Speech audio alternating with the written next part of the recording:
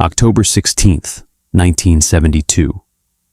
A plane carrying a U.S. Congressman disappears between Anchorage and Juneau, triggering the largest rescue operation in American history. And after 39 days searching 325,000 square miles, they find nothing. No wreckage, no bodies, no emergency signal, and two of the search planes sent to find them also vanish without a trace. In a region where over 16,000 people have disappeared since 1988, what is it about Alaska that makes people vanish as if the earth itself swallows them whole? Between Anchorage and Juneau lies some of the most beautiful and deadly terrain in North America. On the morning of October 16th, 1972, a twin-engine Cessna 310 sat on the tarmac at Anchorage International Airport, its engines warming in the crisp autumn air. Inside were four men preparing for what should have been a routine flight, then House Majority Leader Hale Boggs, one of the most powerful politicians in America, sat alongside Congressman Nick Begich of Alaska. With them were Russell Brown, Begich's aide, and Don Johns, their pilot. The flight plan was simple: 3.5 hours southeast to Juneau. They had flown this route before. The weather report showed clear skies at departure, though conditions could change over the Gulf of Alaska. Johns had logged over 17,000 flight hours. He knew these mountains, these valleys, these winds. The Cessna had recently passed its inspection. Everything checked out. At 9 in the morning, the plane lifted off, banking southeast over the Chugach Mountains. In Juneau, staff waited at the airport to greet them. The event was scheduled for early afternoon. By noon, people started checking their watches. By 1, and they started making phone calls. By 2, someone contacted the Federal Aviation Administration. The plane was missing. This is the Alaska Triangle, and this is exactly what it does. The official search began within hours. 40 military aircraft launched from bases across Alaska. 50 civilian planes joined them, piloted by bush flyers who knew every ridge and valley. They searched an area covering 325,000 square miles, from the glaciers of Prince William Sound to the forests of the Tongass National Forest, from the peaks of the Alaska Range to the dark waters of the Gulf. Day after day, aircraft crisscrossed the sky in careful grids. Boats scoured the coastline. Ground teams hiked into remote areas accessible only by helicopter. They found nothing, not a fuel slick on the water, not a piece of torn metal on a mountainside, not a single flash of reflected sunlight from broken glass or painted aluminum. The numbers told a story that defied logic. 4 people, 1 aircraft, clear departure conditions, an experienced pilot, a recently inspected plane, a flight path over known landmarks, and somehow, complete disappearance. The emergency locator transmitter, designed to activate on impact and broadcast a signal for searchers to follow, never made a sound.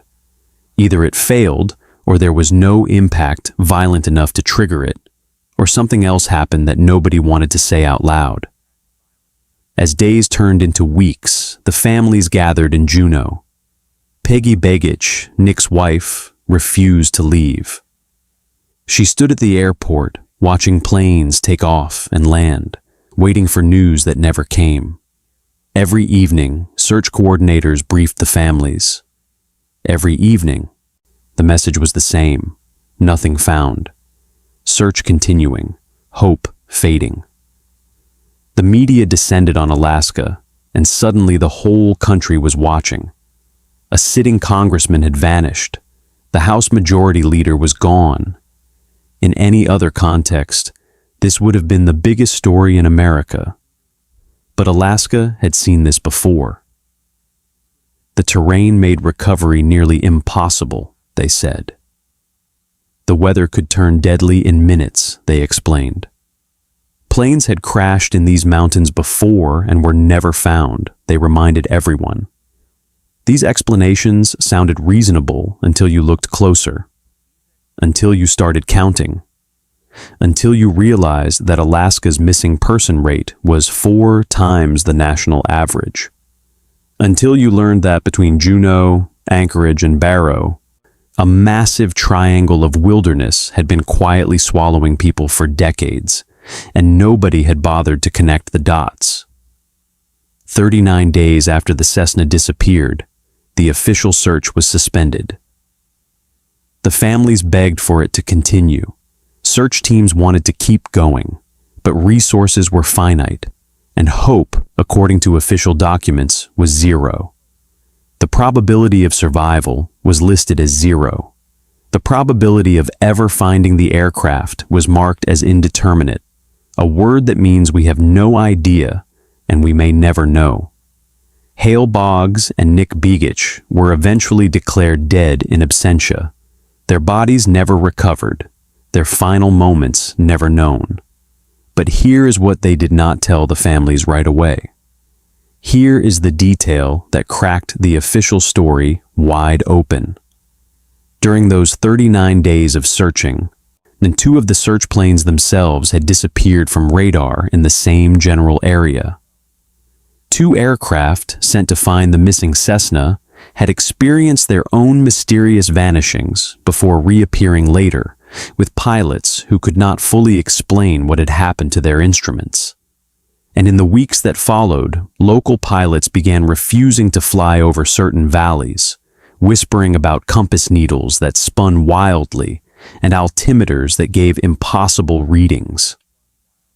The Alaska Triangle had claimed 4 more names for its list, a list that was already thousands long and growing longer every year. The FBI opened a file on the disappearance within days, though it would remain classified for decades. There were questions that needed answers. Hale Boggs had been publicly critical of FBI Director J. Edgar Hoover, and he had called for Hoover's resignation. He had questioned the Bureau's methods and its power. When a man like that vanishes, people wonder if it was truly an accident. Investigators looked into sabotage. They interviewed mechanics who had serviced the plane.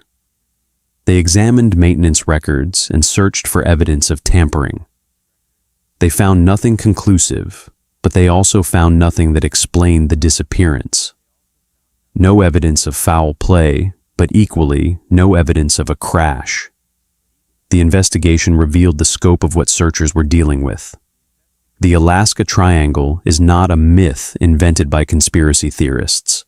It is a geographic reality that spans roughly 200,000 square miles of some of the harshest terrain on Earth. From Juneau in the southeast to Anchorage in the south-central region, up to Barrow on the northern coast. This area encompasses glaciers that could hide 100 aircraft, forests so dense that sunlight barely reaches the ground, mountain ranges with peaks exceeding 10,000 feet, and ocean waters plunging to depths of 2,000 feet or more. Since 1988, when Alaska began keeping detailed records, more than 16,000 people have been reported missing in this region. 16,000. That is twice the disappearance rate of the Bermuda Triangle, in a state with less than 1 million residents. The flight path of N1812H, the Cessna's tail number, should have taken it over known landmarks. Portage Pass, a route Johns had flown many times, offered a shortcut through the mountains. The weather, while deteriorating, was not reported as catastrophic at the time of departure. Modern analysis suggests visibility would have been acceptable for an experienced pilot. Yet somewhere between Anchorage and Juneau, the plane simply ceased to exist in any detectable form. The emergency locator transmitter, a device specifically designed to survive crashes and guide rescuers to wreckage, remained silent. This meant one of three things. The device failed, which was possible but unlikely given the inspection record. The crash was not violent enough to trigger it, which made no sense for a mountain impact. Or the plane never crashed at all, which made even less sense. As investigators dug deeper, witness accounts began to surface that painted a stranger picture.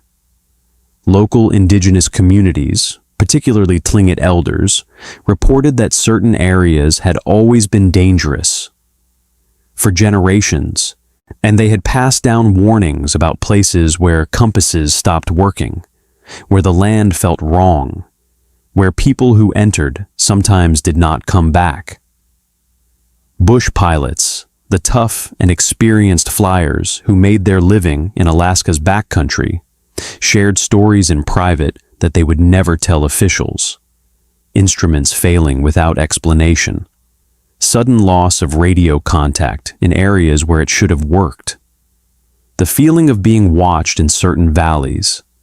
A sensation so strong that some pilots changed their routes to avoid it. Hunters and hikers had been vanishing for years, often on clear days with perfect visibility. Experienced outdoorsmen who knew how to navigate, who carried proper gear, who told people exactly where they were going. They would set out on marked trails and never return, their bodies never found despite extensive searches. The families of these missing people tried to get authorities to recognize a pattern, but each case was treated separately. Weather, wildlife, human error. Always a rational explanation, even when the explanation did not quite fit the facts. The official position was clear. The case would be closed after 39 days. The files would be sealed. Requests from the Begich and Boggs families for continued searching were denied. When pressed, authorities cited resource limitations and the impossibility of the task. Alaska was simply too big, too wild, too unforgiving. People died there. Planes crashed there. That was the reality of living in America's last frontier. Except the numbers did not support this dismissal. The frequency was too high. The complete lack of evidence was too consistent, and the families knew something was being left unsaid. Representative Don Young of Alaska became an unexpected ally. He pushed for answers, filed requests, demanded that the case remain open. He understood what others did not want to acknowledge, that Alaska was different, that something about this place defied normal explanations. His efforts kept the case from being completely forgotten, though they did not produce new leads. Then came the theory that some investigators whispered about but would not put in official reports. Magnetic anomalies. Alaska sits on some of the richest mineral deposits in the world. Vast underground formations of iron, copper, and other metals could theoretically create localized magnetic fields strong enough to disrupt aircraft instruments. Compasses could spin uselessly. Altimeters could misread elevation. See, pilots could become disoriented, flying into mountains they thought were miles away. It was a scientific explanation that bordered on the paranormal, and it was just plausible enough to be terrifying. In 1995, more than 2 decades after the Cessna vanished, a fishing boat captain radioed the Coast Guard with an urgent report. He had found aircraft debris floating in the Gulf of Alaska. The pieces bore markings that could match the N numbers of the missing plane. Authorities scrambled to investigate. By the time they reached the coordinates, the debris had vanished. Ocean currents, they said. Sunk to the bottom, they explained. The captain gave his statement, then refused to ever speak about it again. When journalists tracked him down years later, he would only say that he wished he had never made that call. The mystery had not faded with time. It had grown deeper, darker, and more inexplicable. The story of the missing Cessna should have faded into history, becoming another tragic footnote in Alaska's dangerous aviation record. Instead, it became the key that unlocked a pattern people had been trying to ignore for generations. Before October 1972, the disappearances were just statistics, isolated incidents that could be explained away. After the Boggs and Begich case, people started asking different questions. They started looking at the map differently. They started noticing that the disappearances clustered in specific areas, forming a shape that would eventually be called the Alaska Triangle. The shift in public perception was dramatic. Before, if someone went missing in Alaska, the assumption was simple. They got lost, succumbed to the cold, were killed by wildlife, or crashed in bad weather. The wilderness was unforgiving, and people made mistakes. That was the narrative. But after watching the largest search operation in American history fail to find any trace of 4 people in a plane that should have left some kind of evidence, people began to doubt. If a congressman could vanish without a trace, if 50 civilian planes and 40 military aircraft could find nothing in 39 days, then maybe the explanations were not as simple as everyone had been told. Media coverage intensified. Suddenly, Alaska's missing persons rate was news. The number was staggering, 4 times the national average.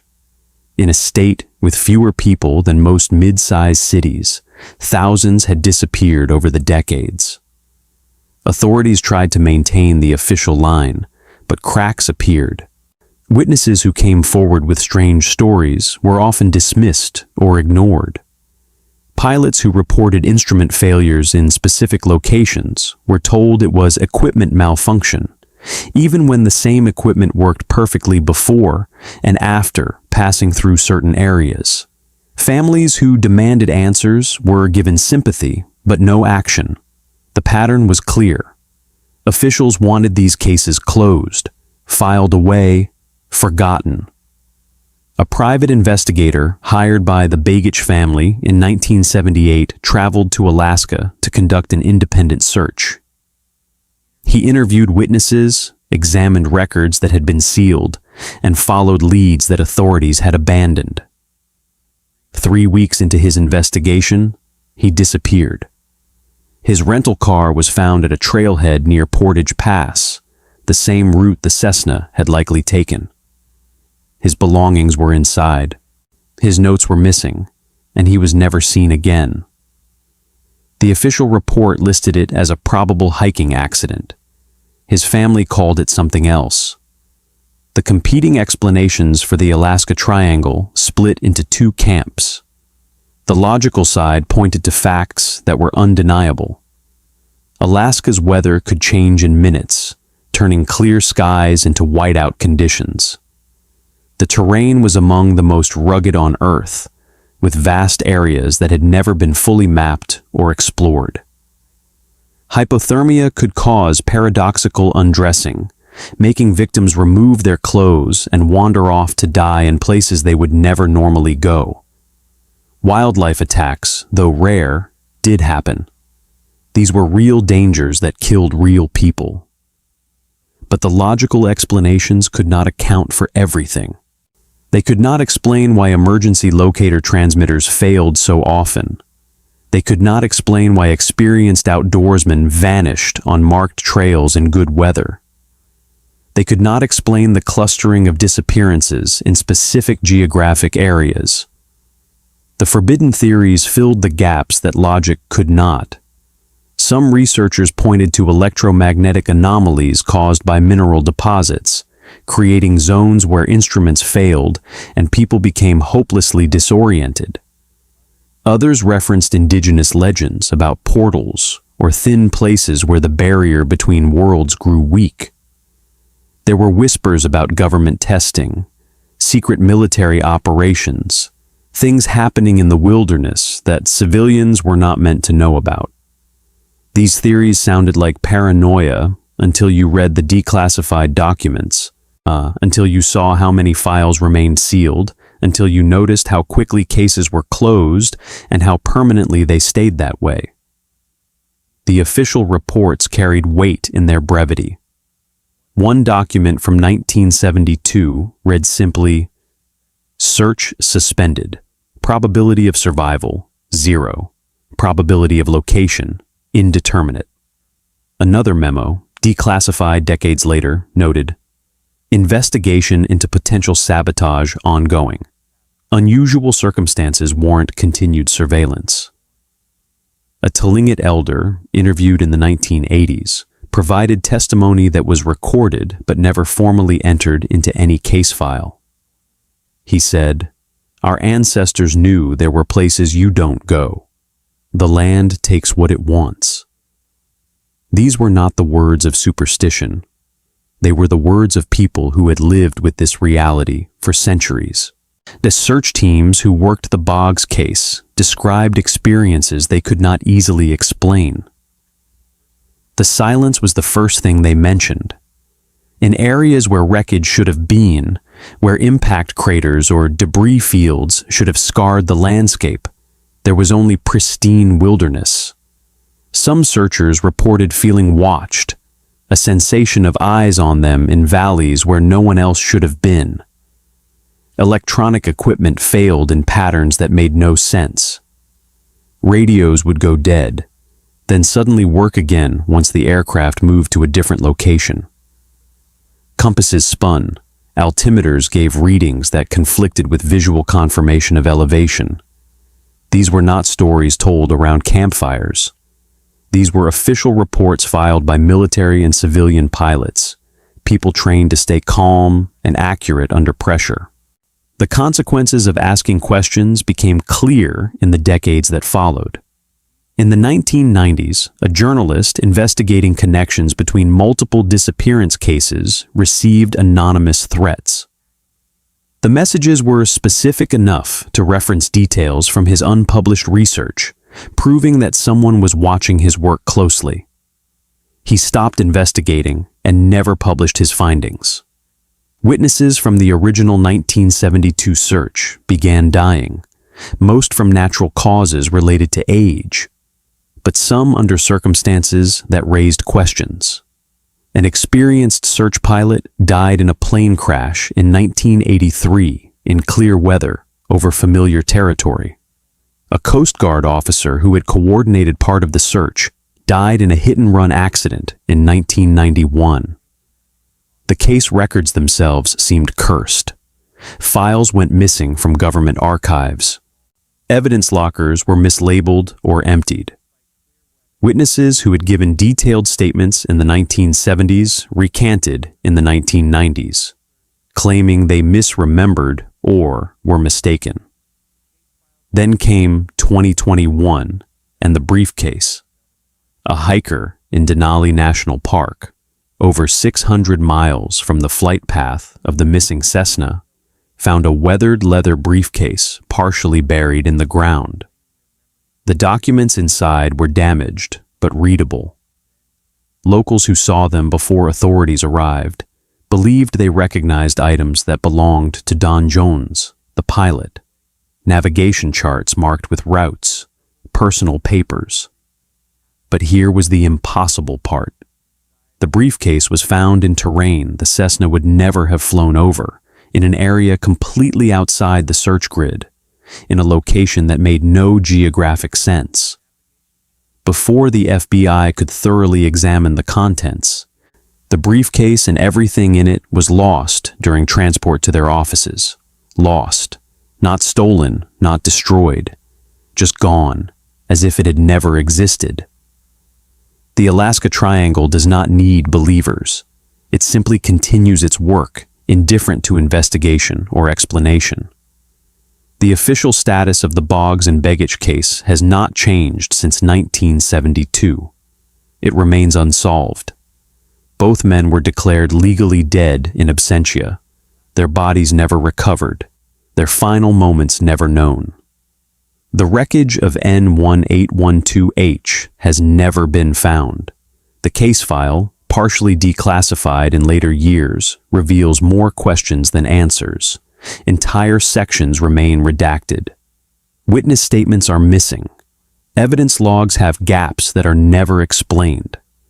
The Alaska Triangle itself is not officially recognized by any federal agency. There is no task force investigating it, no special funding allocated to solving its mysteries. Yet the numbers speak for themselves. Since 1988, when Alaska began maintaining comprehensive missing persons data, over 16,000 people have disappeared. Some are found. Many are not. The current number of active missing persons cases in the region exceeds 3,000, a figure that continues to grow every year. The disappearance did lead to changes, though not the kind the families had hoped for. Emergency locator transmitter requirements for aircraft were strengthened, though they still fail with disturbing frequency in Alaska. Search and rescue protocols were enhanced, making operations faster and more coordinated. But these improvements have not reduced the disappearance rate. People still vanish at 4 times the national average. The Triangle still claims its victims. Peggy Begich never found closure. She remarried in 1974 to a man with alleged mob connections, a relationship that raised eyebrows and questions. In a twist that felt like dark poetry, her new husband also disappeared years later under mysterious circumstances. Peggy died in 2013, having spent over 4 decades without knowing what happened to Nick.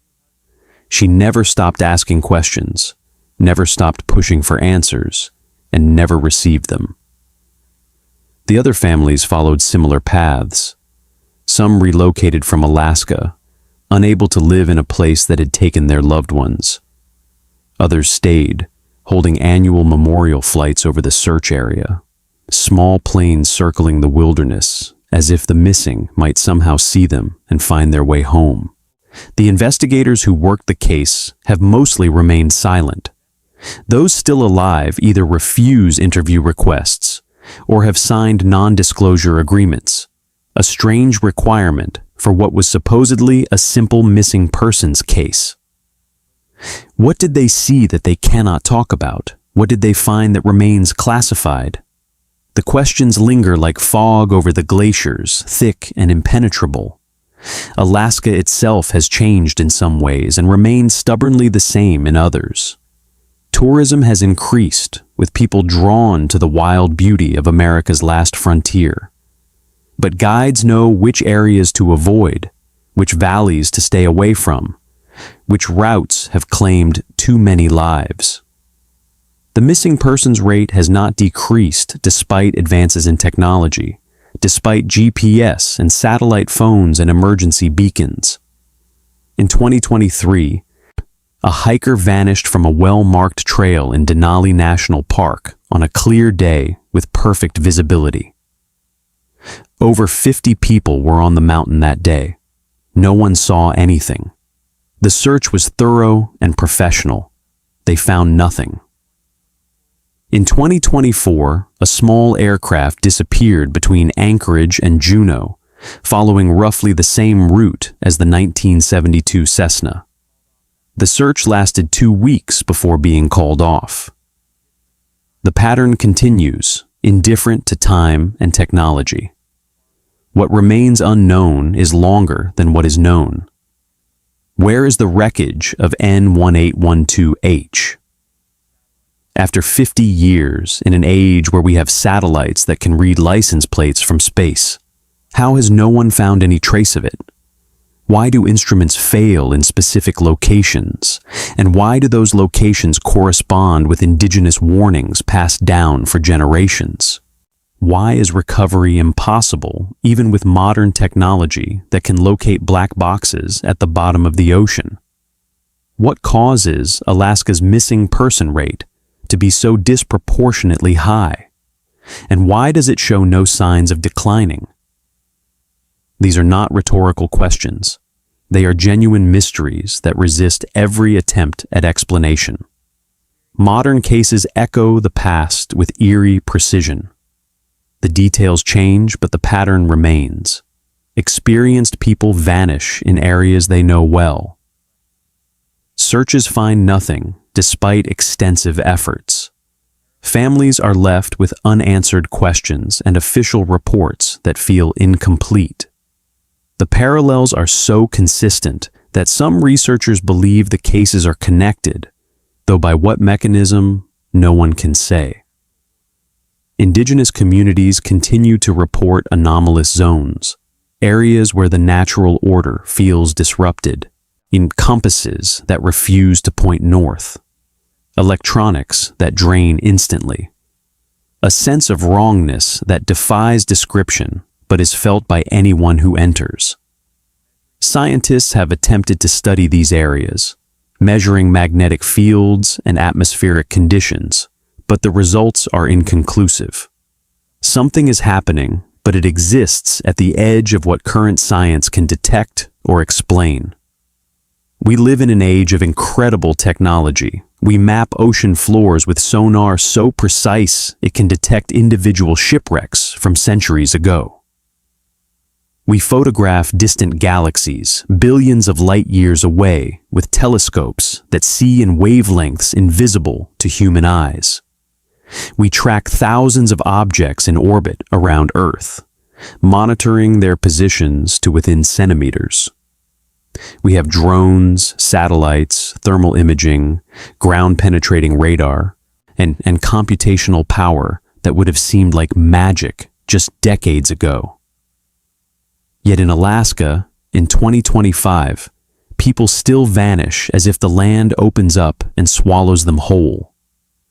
The technology that works everywhere else seems powerless here. The methods that solve mysteries elsewhere fail in the triangle. Perhaps the most disturbing realization is not that these disappearances happen, but that we have accepted them. Every year, roughly 2,000 people are reported missing in Alaska. Most are found, some are not. Statistically, 4 will vanish completely, leaving no body, no evidence, no explanation.